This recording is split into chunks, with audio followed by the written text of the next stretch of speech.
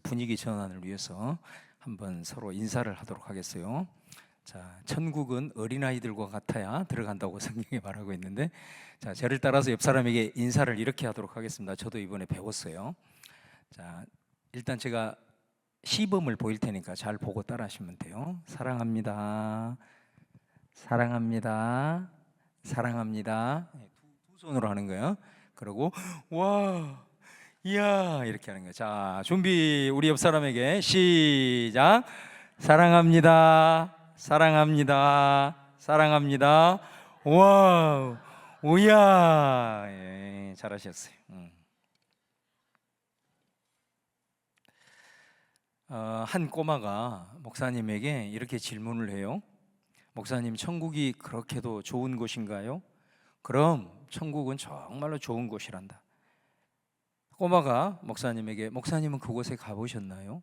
아니, 목사님은 가보지도 않았으면서 그렇게 좋다고 저한테 왜 그렇게 말씀하세요? 이렇게 얘기를 한 거예요. 그러니까 이 말을 듣고 목사님은 굉장히 당황했어요. 잠시 생각하다가 목사님이 이렇게 대답했답니다. 지금까지 그곳에 간 사람 중에 그곳이 싫어서 돌아온 사람이 한 사람도 없기 때거든. 그렇게 얘기를 했답니다. 여러분, 천국에 대해서 성경은 많은 가르침을 줘요. 그러니까 어떻게 보면 성경의 전체적인 가장 중요한 메시지라고 할 수 있습니다. 근데 이 천국에 대한 가르침과 이미지 중에서 천국을 대표할 만한 그런 그림, 그런 이미지가 뭐냐면 잔치예요, 잔치. 그러니까 특별히 이 천국을 혼인 잔치로 그려요. 우리가 인생을 살아갈 때 가장 행복하고 가장 기뻐하는 날이 결혼 잔치잖아요, 결혼식이잖아요. 그래서 이것으로는 다 표현할 수 없지만 그래도 성경은 바로 천국을 얘기를 할 때 잔치로 이야기를 합니다. 여러분들은 천국 하면 어떤 생각이 떠오르신지 모르겠어요. 제가 전에 어떤 분한테 천국에 가면 뭘 하고 싶으세요? 이렇게 제가 질문을 드렸어요. 그랬더니 그분이 놀랄 만한 얘기를 하시더라고요. 뭐라고 대답을 하시냐면, 그분은 정말로 일이 많아가지고 잠잘 시간이 없는 거예요. 그래서 그분이 저한테 뭐라면, 목사님, 일단 저는 천국에 가면 1000시간에서 10,000시간은 잠부터 자야 되겠습니다. 그 얘기를 해서 제가 굉장히 놀랬던 그런 기억이 있습니다. 또 어떤 분들은 천국 가면 참 이 땅에 살아가면서 가난하고 그렇게 먹을 것이 없어서 정말 그곳의 그 풍성함을 우리가 사모하고 또 그곳에서 배불리 먹는 그런 상상도 하실 분도 있을 거예요. 또 어떤 분들은 특별히 우리나라 같은 경우는 땅이 좁잖아요. 내 집 마련하기가 쉽지 않고, 또 집을 구해도 좀 넓게 살고 싶죠. 풀장도 좀 딸리고, 그죠? 그리고 큰 정원도 있고, 이제 그런 어떤 천국에 대한 환상을 갖고 계시는 분들이 있어요. 또 요한계시록에 보면은 막 천국은 온 길이 황금으로 덮여 있고 뭐 꽃이 만발하고, 어떤 그런 물리적인 그런 환상의 세계를 기대하는 분도 있을 거예요. 근데 여러분, 이 모든 것들이 다 채워지고 내가 누린다고 하더라도 과연 우리가 만족할 수 있을까? 사실 그것들은 우리가 며칠만 지나면, 또 몇 달만 지나면, 몇 년만 지나면 아무리 이 모든 것을 다 얻어도 사실은 다 지루하게 돼 있어요. 그래서 저는 천국의 정말 진면목이 뭘까? 한번 고민을 심각하게 해본 적이 있어요. 그러면서 제가 그런 관점을 가지고 성경을 읽고 제 나름대로 천국에 대한 모습을 찾게 되었습니다. 천국 어떤 곳이냐? 천국은 매일이 새로운 곳입니다. 이게 천국이에요. 매일이 새로운 곳이. 사실 여러분, 제가 전에 어떤 라디오 방송을 듣게 됐는데 30살 먹은 청년이 그 어머니 환갑을 맞이해 가지고 세계 여행을 다녀온 거예요. 어머니하고 배낭여행을 한 거예요. 50개국 100개 도시를 300일을 배낭여행을 어머니하고 한 겁니다. 그래서 갔다 온 다음에 책도 내고, 그 다음에 또 굉장히 그 인터뷰도 많이 하게 되는데, 그 인터뷰 중에 그 청년이 이런 얘기를 합니다. 우리 어머니는 일찍 남편을 여의고 지금까지 조그만 식당을 운영하셨는데 지금까지 30여 년 동안 집과 식당에 있는 그 동네를 벗어난 적이 없었다는 거예요. 여러분, 그런 어머니가 식당 문을 내리고 아들과 함께 300일 동안 전 세계를 여행을 했을 때 그 어머니에게는 그 시간이 마치 천국이었을 거예요. 그리고 전혀 지금까지 경험해보지 못한 새로움을 충만하게 경험하는 그런 시간이었을 거예요. 사실 여러분, 저와 여러분이 살아가는 현실이 그렇거든요. 매일 우리의 삶은 반복된 일상입니다.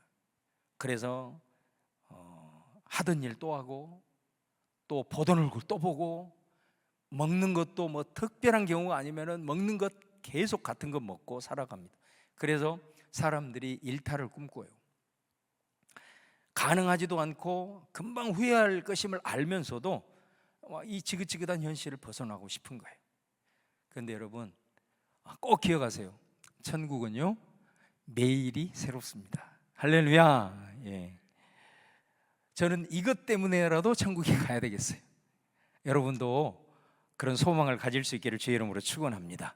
근데 성경은 또 뭐라고 얘기하냐면 우리가 가게 될 그 천국을 이 땅에서도 맛볼 수 있다라고 성경은 매우 강조를 하고 있습니다. 우리 찬양 중에 주의 인자는 끝이 없고 그의 자비는 무궁하며 아침마다 새롭고 늘 새로우니. 할렐루야. 여러분, 이 찬양의 고백이 뭐예요? 이 땅에서도 우리는 매일이 새로운 삶을 경험할 수 있대요. 뭐로 가능할까요? 예수님을 만나고 예수님과 동행하면 바로 매일의 삶이 새롭고 마치 우리가 완성될 하나님의 나라에서 누릴 그런 삶을 이 땅에서도 맛볼 수 있다라고 얘기를 합니다. 그래서 우리 찬송가에도 주 예수와 동행하니 그 어디나 하늘나라, 찬송만 하지 말고 그 찬송에 담긴 의미들을 깨닫고 나아가면 얼마나 우리가 은혜되는지 몰라요. 오늘 이 자리에 계신 우리 모든 분들 이런 은혜를 여러분 경험할 수 있기를 주의 이름으로 축원합니다. 자, 오늘 말씀은 배경이 이런 거예요. 오늘 말씀 직전에 보면은 예수님이 어느 식사에 초대를 받아요. 함께 식사를 하면서 초대한 그 주인에게 예수님이 이렇게 말합니다. 앞으로 이런 잔치는 가난한 사람들 또 약한 사람들을 위해서 많이 베풀어라. 그러면 부활의 날에 하나님께서 풍성하게 너희에게 갚아주실 것이다. 예수님이 그 말씀을 하세요. 그런데 그 예수님의 말씀을 듣고 있던 옆에 있던 한 사람이 바로 예수님에게 이렇게 말을 합니다. 오늘 봉독한 15절에 함께 먹는 사람 중에 하나가 이 말을 듣고 이르되 무릇 하나님의 나라에서 떡을 먹는 자는 복되도다. 이렇게 얘기를 합니다. 예수님의 말씀을 듣고 있다가. 그러니까 이 말은 쉽게 얘기를 하면 우리도 그런 천국에 가면 얼마나 좋을까? 좀 더 나아가서 이 땅을 살아가면서도 그런 천국을 좀 맛보면 얼마나 좋을까? 그런 의미인 거죠. 그러니까 예수님이 그 말을 듣고 하나의 비유를 말씀을 하세요. 근데 그 비유의 핵심적인 내용이 뭐냐면 이 사람이 그토록 갈망한 천국에 대한 얘기를 예수님이 이 말씀을 통해서 하시는 거예요. 자, 예수님의 비유의 내용이 이겁니다. 어떤 사람이 큰 잔치를 베풀었어요. 그리고 사람들에게 초청장을 보냅니다. 며칠 날 할 테니 꼭 그때 오세요. 그리고 이제 그 날이 됐어요. 모든 잔치를 다 준비를 해놓고 초대장을 보낸 사람들에게 종들을 다시 보냅니다. 그래서 모든 잔치가 다 준비되었으니 이제 오십시오. 이렇게 이제 종들을 보낸 거예요.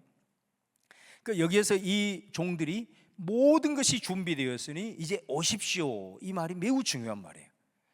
다시 말하면 여기에서 큰 잔치는 예수님이 말씀한 의미가 뭐냐면 천국을 가리키는 거예요. 그리고 여기에서 잔치를 배설한 주인은 하나님을 가리킵니다. 하나님께서 천국 잔치를 다 준비를 했다라는 말이 어떤 말일까요? 이것은 모든 사람이 다 천국에 들어갈 수 있는 길을 다 열어두셨다라는 말씀의 의미입니다. 여러분, 그러면 어떤 길을 따라서 하나님이 어떤 천국에 들어갈 수 있는 길을 닦으셨고 그 일을 이루셨는가, 준비를 다 했는가 라고 했을 때 예수님이 요한복음 14장 6절에 이렇게 말을 하죠. 예수님께서 이르시되 내가 곧 길이요 진리요 생명이니 나로 말미암지 않고는 아버지 하나님께로 올 자가 없다. 하나님이 통치하신 하나님의 나라에 들어갈 자가 없다. 이렇게 말씀을 하십니다. 그러니까 아버지가 천국 잔치를 다 준비를 하고 모든 사람이 그곳에 들어올 수 있도록 준비를 했다라는 것은 바로 이 말씀입니다. 예수 그리스도를 통해서 모든 사람들이 다 천국에 들어올 수 있는 모든 것들을 다 준비하시고 닦았다, 그런 말씀이 되는 거예요. 그래서 우리 잘 아는 사도행전 4장 12절 말씀에도 그렇게 말해요. 다른 이에게서는 구원을 얻을 수 없습니다. 하늘나라에 우리가 구원을 받을 수 있는 다른 이름이 인간에게 주어진 일이 없기 때문입니다. 이렇게 말씀하죠. 천국 잔치가 다 준비가 되어서 우리가 그 천국 잔치에 들어갈 수 있지만 사실은 그냥 그것이 자연스럽게 그냥 된 게 아니에요. 왜냐하면 우리는 다 죄인이잖아요. 거룩하신 그 하나님 앞에 죄인은 절대로 가까이 갈 수 없습니다. 그리고 하나님이 통치하신 하나님의 나라에 죄인인 우리는 들어갈 수가 없어요. 그런데 우리 인간은 자신이 죄인인지도 모르고 살아갑니다. 그리고 인간은 절대로 죄인임을 깨달았음에도 불구하고 자기 스스로 그 죄의 문제를 해결할 수 없다는 사실입니다. 그래서 우리 하나님께서는 그 인간 스스로 할 수 없고 그 인간에게 죄의 짐을 다 넘긴 게 아니라 그 모든 죄를 하나님의 아들이신 예수 그리스도에게 그 죄의 짐을 담당하도록 한 거예요. 바로 그것이 예수님이 십자가에 달려 돌아가신 이유가 바로 거기에 있습니다. 그래서 로마서 5장 8절에도 우리가 아직 죄인 되었을 때 그리스도께서 우리를 위하여 죽으심으로 하나님께서 우리에 대한 자기의 사랑을 확증하셨느니라. 여기서 매우 중요한 표현이 우리가 아직 죄인 되었을 때라는 말입니다. 그러니까 우리가 여전히 죄 가운데 있는 그 상태에서 하나님께서는 예수 그리스도를 통해서 우리의 모든 죄를 다 해결을 하신 거예요. 그래서 우리가 그 하나님의 나라의 천국 잔치에 들어가는 데 있어서는 우리가 할 게 없어요. 이미 우리가 죄인 된 상태에 있을 때 하나님이 그 모든 문제를 다 해결을 하셨기 때문입니다. 우리를 불쌍히 여기시고 우리를 사랑하심으로 이 일을 행하셨어요. 그래서 로마서 5장 8절은 바로 이것이 우리를 사랑하시는 하나님의 사랑의 확증 사건이다, 이렇게 말씀을 하는 것입니다. 여러분, 이로써 하나님께서는 모든 사람이 다 천국 잔치에 들어올 수 있도록 모든 걸 다 준비를 하셨어요. 자, 그리고 초청을 합니다. 자, 이 초청에 우리가 뭐를 준비할 필요가 없어요. 왜? 하나님이 다 하셨기 때문에 그래요. 그래서 성경은 이거를 선물이라고 얘기합니다. 또는 은혜라고 얘기를 하는 거예요. 세상 말로 얘기하면은 우리가 천국에 들어가는 것은 그냥 공짜다, 그런 말씀이에요. 여러분, 우리가 이 준비하신 하나님의 나라 천국에 들어가는 데 있어서 유일한 조건은 무엇이냐? 그 하나님의 초청을 받아들이면 되는 거예요. 이걸 성경은 믿음이라고 얘기를 하는 겁니다. 하나님이 내미신 천국의 초대장을 우리가 받아들이면 되는 거예요. 이 천국 잔치를 참여할 수 있도록 길을 여신 분이 예수님이시구나. 예수님 때문에 우리가 이 천국 잔치에 참여할 수 있게 되었구나. 이 사실을 인정하고 나오기만 하면 된다라는 것입니다.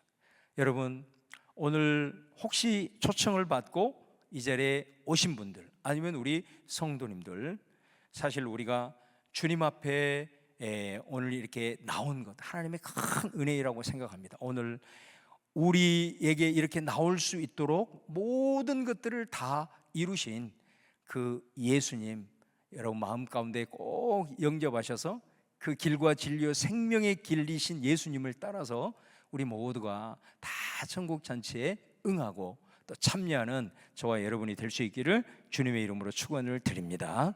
그런데 오늘 본문에 보면은 참 안타까운 거예요. 오늘 천국에 초청장을 하고 다 준비되어서 이제 오시라고 얘기를 했는데 사람들은 다 거절을 하고 있는 안타까운 내용이 나오는 겁니다. 그래서 18절에서 20절을 보면은 다 일치하게 사양했다 이래요. 그 이유가 뭐냐 봤더니 한 사람은 나는 밭을 샀다는 거예요. 그래서 아무래도 거기를 가봐야 되겠으니 나는 그 잔치에 못 가겠다. 밭을 샀다는 것은 이 사람에게는 매우 중요한 문제예요. 우리 모든 사람들이 가장 중요한 것, 먹고 사는 문제예요. 내가 지금 먹고 사는 문제도 해결 못했는데 내가 그렇게 한가한 줄 아냐고 하면서 그 초청을 거부하고 있는 겁니다. 그 다음에 19절에 보면은 나는 소 5겨리를 샀다. 이 소 5겨리는 소 10마리를 가리키는 거예요. 이게 뭐예요? 재산 증식의 기회가 생겼다는 거예요. 여러분 우리 모두도 다 이게 노후에 대한 보장이 확실히 안 되기 때문에 어찌하든 먹고 살아도 더 재산을 축적하는 것이 모든 인간들이 해야 되는 일이잖아요. 그런 기회를 이 사람이 잡은 거예요. 그랬더니 내가 이 일을 놔두고 그 초청에 갈 수 없다, 나를 이해해달라, 이렇게 거절을 한 겁니다. 세 번째는 나는 장가를 들었다. 일륜지 대사잖아요. 인간의 살아가면서 제일 중요한 결혼, 인생의 후반전의 출발점인 나는 장가를 들었으니 이 초청에 응하지 못하겠다, 이렇게 얘기해요. 다 거부하는 거예요. 여러분, 그런데 주인이 그 보고를 종들로부터 듣고 뭐라고 반응했냐면 분노했다 그래요. 그러니까 인간이 아무것도 할 수 없을 때에 모든 천국에 들어갈 수 있는 길들을 다 준비를 해 놓았을 때는 얼마나 인간을 긍휼히 여기시고 은혜 베푸시고 자비하신 그 주인의 모습이었는데, 이게 거절을 하니까 주인이 그 모습과는 너무 다른 진노하는, 분노하는 이 주인의 모습을 비춰요. 그리고 24절에 보면 바로 그 사람들은 앞으로 한 사람도 내 잔치 자리에 참여하지 못한다 라고 아주 무서운 얘기를 하고 있는 것을 보게 됩니다. 여러분, 주인이 왜 이렇게 단호하게 분을 내고 있을까요? 이걸 통해서 도대체 예수님은 우리에게 어떤 메시지를 던지려고 하는 것일까? 여러분, 그렇습니다. 우리가 살아가는 데 있어서 먹고 사는 문제 매우 중요합니다. 또 아까도 말씀드린 대로 노후에 대비하기 위해서 우리가 재산을 축적하는 것도 우리가 꼭 해야 될 일이에요. 또 결혼 같은 문제는 더더욱 말할 것도 없겠죠. 그런데 우리 예수님은 이 비유를 통해서 말씀하는 거예요.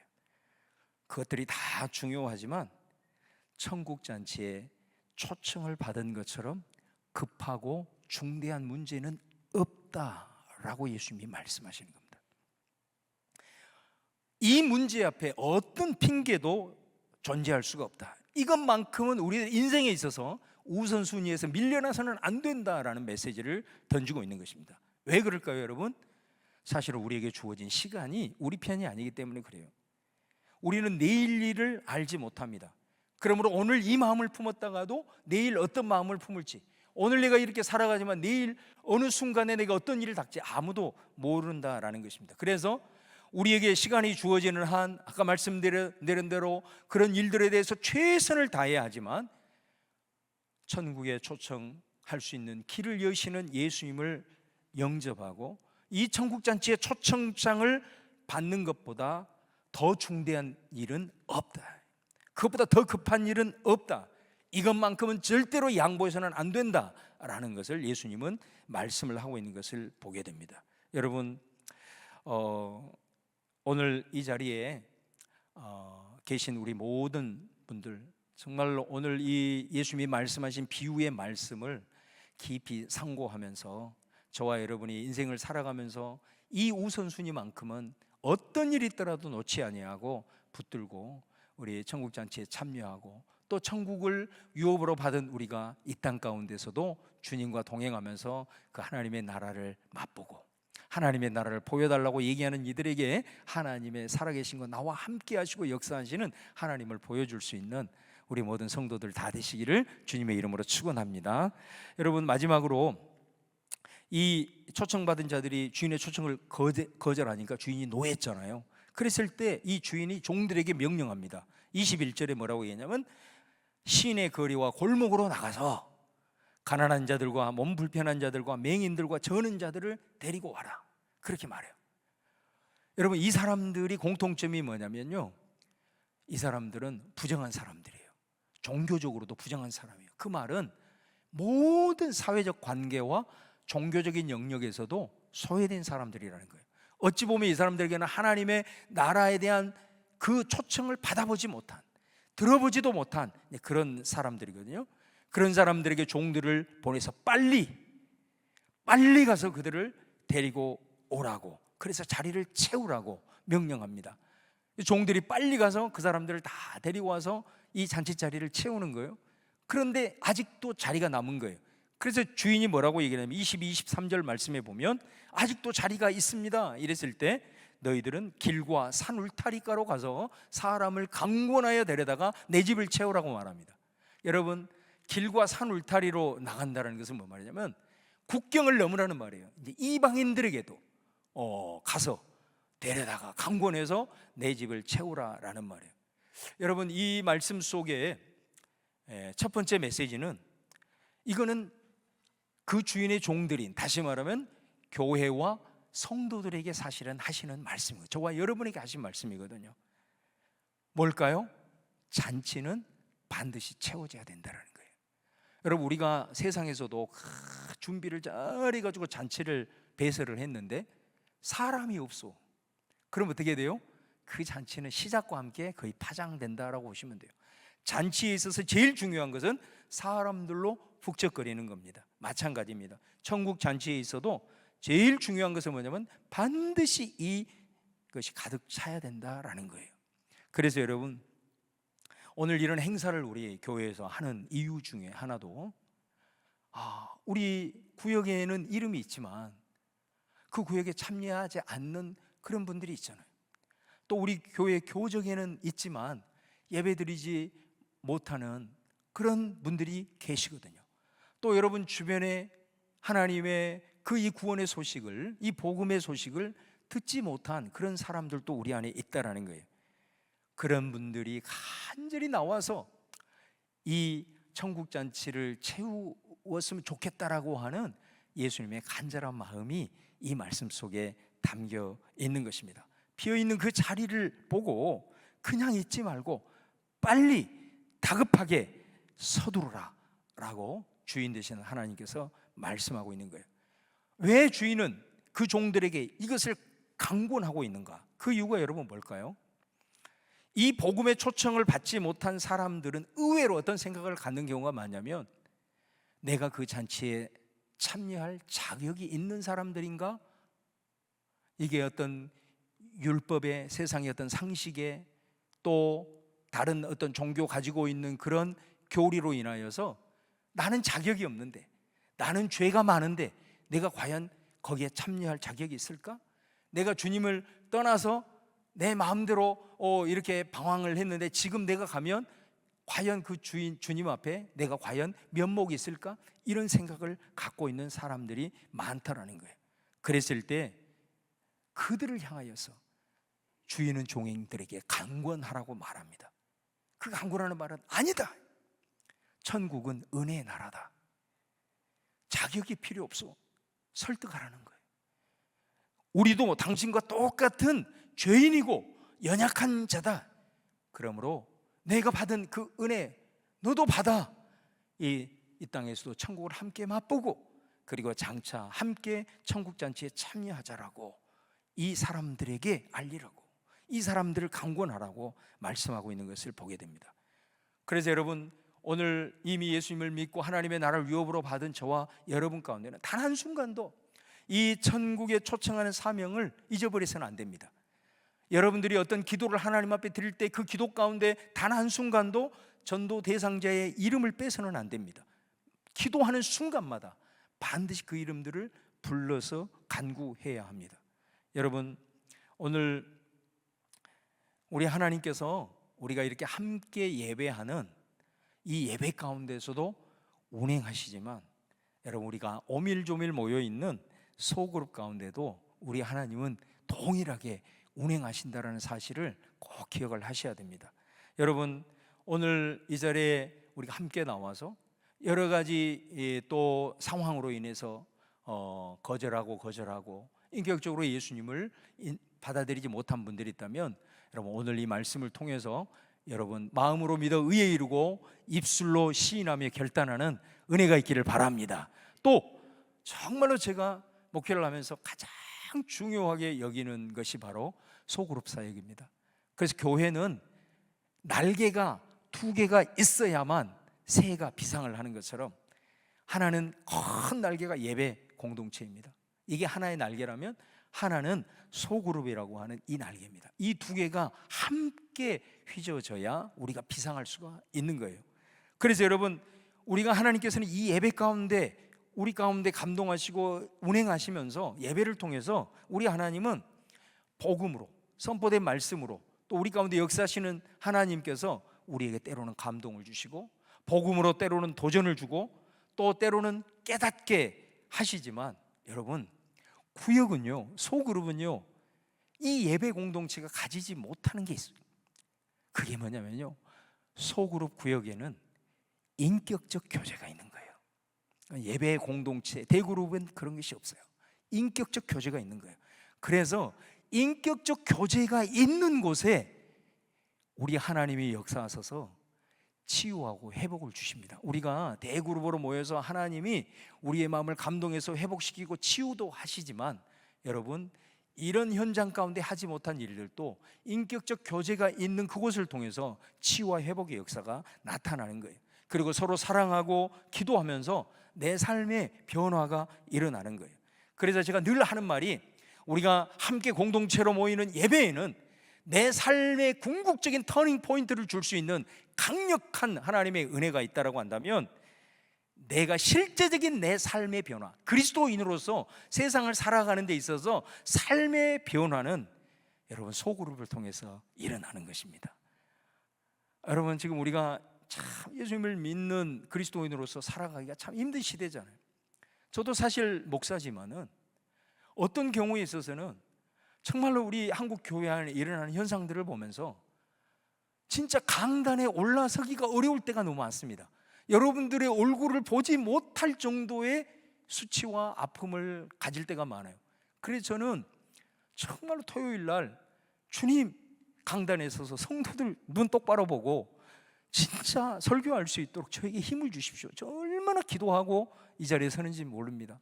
정말로 힘든 시대거든요. 이 시대 속에서 우리가 정말 그런 어둠에 그냥 다 몰려가 버릴 것인가? 누군가는 빛을 비춰야 되거든요. 그건 우리들의 삶의 변화만이 가능한 거거든요. 삶의 변화, 이 삶의 변화는 여러분 꼭 인격적 교제가 있는 소그룹을 통해서 같이 나눌 때에 내가 독단적으로 갈 수 있는 신앙이 균형 잡혀지게 되고, 같이 말씀을 나누고 삶을 나누면서 함께 손을 잡고 기도할 때 두세 사람이 내 이름으로 모이는 곳에 내가 함께 하겠다고 약속하신 성령님의 능력의 역사가 그 시간을 통해서 우리에게 부어지는 겁니다. 소그룹을 통해서 실제적인 내 삶의 변화가 일어나는 거예요. 그래야만이 우리가 세상에 나가서도 정말로 그리스도인으로서 부족해도 흉내라도 낼 수 있는 것입니다. 그래서 소그룹을 강조하는 이유가 거기에 있는 거예요. 그래서 여러분 어찌하든 오늘 주신 말씀으로 얘가 예수님을 받아들여야 되겠다 결단하는 분들이 결단하고 꼭 소그룹 사역에 여러분 함께 의탁해서 정말로 내가 10년 20년 다녀도 그냥 어떤 변화 없이 형식적인 종교인으로 살아가가지고는 이 세상을 정말로 우리가 움직일 수 없어요. 꼭 기억하고 소그룹 사역에 함께 의탁해서 여러분들이 오늘 말씀을 나누고 삶을 나누고 같이 기도하며 나갈 때 우리 하나님께서 꼭 은혜 주셔서 놀라운 기름 부으심의 역사를 여러분 가운데 함께 하실 줄로 믿습니다.